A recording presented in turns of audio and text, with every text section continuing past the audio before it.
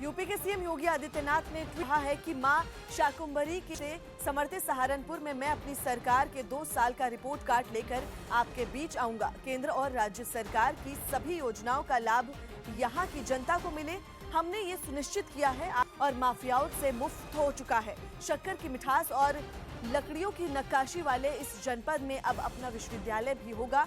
Infrastructure को लेकर स्वास्थ्य तक राज्य सरकार ने हर दिशा में कार्य किया है।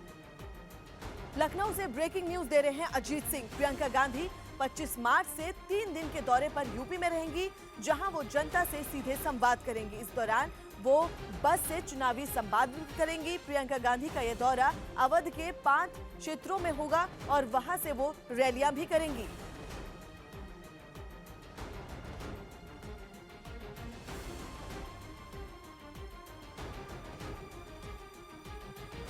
बड़ी खबर हम आपको दे दें, जहां गांधी 25 मार्च से 3 दिन के दौरे के लिए यूपी जाएंगी, जहां वो जनता के साथ सीधा संवाद करेंगी।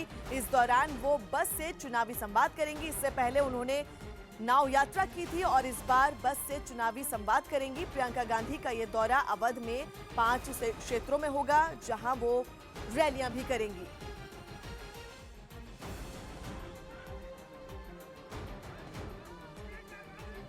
अजीत सिंह हमारे सहयोगी फोन लाइन पर मौजूद है। अजीत, और क्या जानकारी है?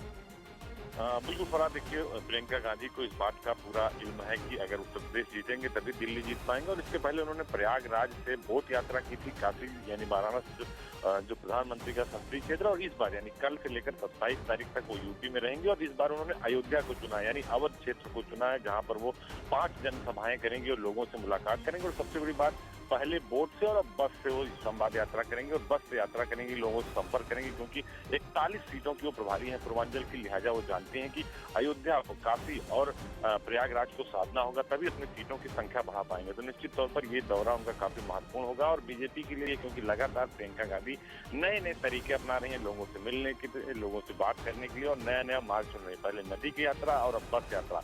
तो निश्चित तौर पर ये कहा जा सकता है कि प्रियंका गांधी लगातार उत्तर प्रदेश को मजबूत करने पर लगी हुई हैं। वहीं दूसरी तरफ क्योंकि वो चुनाव की मां और राहुल गांधी लड़ेंगे अमेठी से और एक और सीट से, तो निश्चित तौर पर कहीं ना कहीं जो अन्य दल हो, चाहे गठबंधन की बात करें, जितनी सभी के लिए सबसे बड़ी चुनौती इस वक्त उत्तर प्रदेश में प्रियंका गांधी बनकर सामने आ रही है। जी, बहुत बहुत शुक्रिया अजीत आपका। उत्तर प्रदेश के कानपुर में बीजेपी सांसद साक्षी महाराज ने विरोधियों पर जमकर निशाना साधते हुए कहा कि इस बार मोदी की सुनामी है। तो सारे के सारे विरोधी बौखला गए हैं, किसी सबकी जमीन खसक गई है। 2014 में मोदी लहर थी और 2019 में मोदी के नाम की सुनामी है, और सुनामी में सारे के सारे बह जाने वाले हैं। खबर है कि महाराष्ट्र के पूर्व सीएम और कांग्रेस के कद्दावर नेता अशोक चव्हाण पार्टी से नाराज हैं। एक कार्यकर्ता के साथ उनकी नाराजगी भरी बातचीत का एक ऑडियो सोशल मीडिया पर वायरल हो गया, जिसमें अशोक चव्हाण टिकट बंटवारे को लेकर अपनी नाराजगी जाहिर करते हुए सुनाई दे रहे हैं। ऑडियो में एक कार्यकर्ता ने बांगड़े को टिकट दिए जाने पर सवाल उठाया था। उनके जवाब में अशोक चव्हाण ने अपनी बातचीत में पार्टी को बड़ा झटका दे दिया।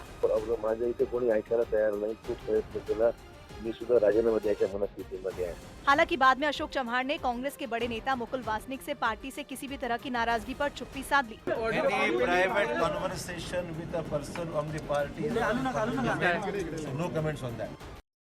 यूपी के सीएम योगी आदित्यनाथ ने ट्वीट कर कहा है कि मां शाकुंभरी देवी के आशीर्वाद से संवरते सहारनपुर में मैं अपनी सरकार के 2 साल का रिपोर्ट कार्ड लेकर आपके बीच पहुंचूंगा। केंद्र और राज्य सरकार की सभी योजनाओं का लाभ यहां की जनता को मिले, हमने ये सुनिश्चित किया है। आज सहारनपुर दंगों और माफियाओं से मुक्त हो चुका है। शक्कर की मिठास और लकड़ियों की नक्काशी वाले जनपद में अब अपना विश्वविद्यालय भी होगा। इंफ्रास्ट्रक्चर से लेकर स्वास्थ्य तक राज्य सरकार ने हर दिशा में कार्य किया है। उत्तर प्रदेश के गाजियाबाद में बदमाशों ने बीच सड़क पर एक बुजुर्ग महिला को लूट लिया। घटना के समय महिला सड़क पर अकेली जा रही थी, जिसका फायदा बदमाशों ने उठाया। और बुजुर्ग महिला के गली में घुसते ही एक झटके में उसके कानों के कुंडल निकाल लिए और तेजी से फरार हो गए। बदमाशों की संख्या 3 थी, जिसमें एक बदमाश पहले लाल बाइक से गली में घुसा और रेकी करने के बाद वापस लौट गया। इस दौरान उसके अपने साथी बदमाश से बातचीत हुई, जो बुजुर्ग महिला के ठीक पीछे पैदल चल रहा था। इस बीच हेलमेट पहने उसका तीसरा साथी भी बाइक से आगे निकला। इसके बाद मौका पाते ही पैदल चल रहे बदमाश ने महिला पर पीछे से हमला किया और तेजी से उसके कानों के कुंडल निकाल लिए। इस बीच बाइक सवार उसका साथी वहां पहुंचा और दोनों बदमाश वहां से निकल गए। वहीं लूट का शिकार हुई महिला के शोर मचाते ही कार में बैठे एक आदमी ने बदमाशों का पीछा करने की कोशिश की, लेकिन तब तक बदमाश वहां से फरार हो गए। और पीछे से मुझे दबा ली। क्या छीन लिया? कुंडल गए, एक कान जख्मी होगा। कितने लोग थे वे? मन तो ही देखे। लूट की इस घटना का सीसीटीवी वीडियो सामने आने के बाद पुलिस ने जल्द बदमाशों की गिरफ्तारी का दावा किया। मुंबई के विरार स्टेशन से रोंगटे खड़े कर देने वाली तस्वीरें सामने आई हैं। सीसीटीवी में कैद इन तस्वीरों में एक यात्री ट्रेन पकड़ते वक्त नीचे गिर गया और ट्रेन के साथ ही घसीटता हुआ चला गया, लेकिन वहां मौजूद आरपीएफ के जवान ने अपनी जान पर खेलते हुए उसकी जान बचा ली।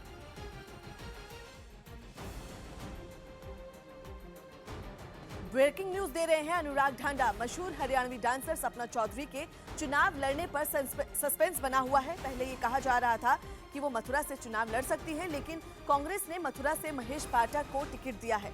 सपना कल ही कांग्रेस में शामिल हुई हैं और उन्होंने प्रियंका गांधी से भी मुलाकात की।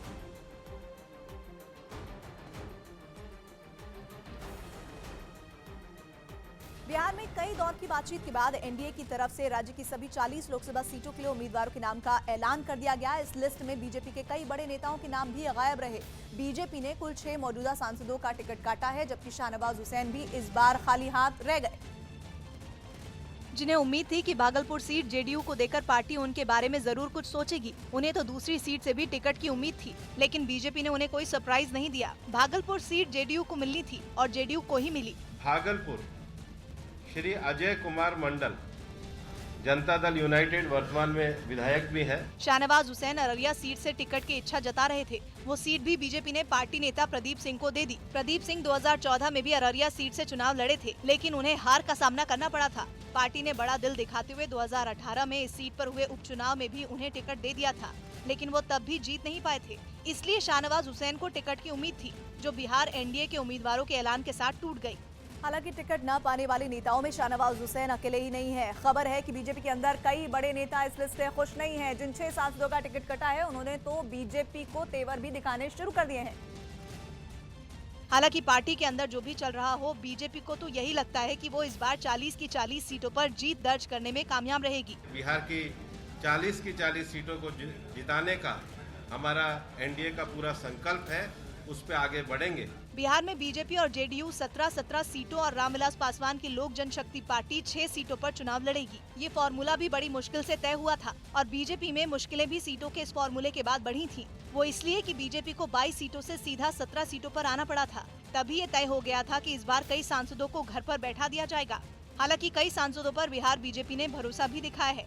इनमें केंद्रीय मंत्री राजीव प्रताप रूडी का नाम शामिल रहा। नीतीश कुमार जी का आभार व्यक्त करना चाहूँगा और अपने क्षेत्र की जनता का, जिन्होंने फिर से मुझे इस लायक समझा कि मैं दोबारा वहां से चुनाव लड़ूं। राजीव प्रताप रूडी 2014 में भी सारण लोकसभा सीट से जीते थे। माना जा रहा है कि मोदी सरकार में मंत्री होने का इनाम उन्हें दिया गया और इस इनाम को पाने वालों में और सांसद भी शामिल हैं। बीजेपी ने कई मौजूदा सांसदों पर भरोसा दिखाया है। बिहार की 17 सीटों पर उम्मीदवारों के नाम के ऐलान में 12 मौजूदा सांसदों के टिकट दिए गए हैं। इनमें पश्चिम बंगाल से चंपारण से संजय जायसवाल एक बार फिर टिकट पाने में कामयाब रहे हैं। वहीं शिवहर से रमा देवी, मुजफ्फरपुर से अजय निषाद, उरियारपुर से नित्यानंद राय और पाटलिपुत्र से रामकृपाल यादव को टिकट दिया गया है। उनके अलावा महाराजगंज से जनार्दन प्रसाद, सिगरीवाल, आरा से राजकुमार सिंह, सासाराम से छेदी पासवान और औरंगाबाद से सुशील कुमार सिंह को टिकट दिया गया है। इनके अलावा मोदी सरकार में मंत्री राधा मोहन सिंह पूर्वी चंपारण से दोबारा टिकट पाने में सफल रहे हैं। केंद्रीय मंत्री राजीव प्रताप रूडी को भी सारण लोकसभा सीट से टिकट दिया गया है। बक्सर से सांसद और केंद्रीय मंत्री अश्विनी कुमार चौबे पर भी पार्टी ने भरोसा दिखाया है। उनके अलावा कुछ ऐसे नेता भी रहे जिन्हें बीजेपी ने आगे आकर मौका दिया। इनमें केंद्रीय मंत्री रविशंकर प्रसाद का नाम शामिल रहा। रविशंकर प्रसाद को पटना साहिब सीट से टिकट दिया गया। इस सीट से 2014 में शत्रुघ्न सिन्हा जीते थे। ये चुनाव है आशा बनाम अवसरवादिता, और पटना के लोग जानते हैं कि देश को कहां ले जाना है। शत्रुघ्न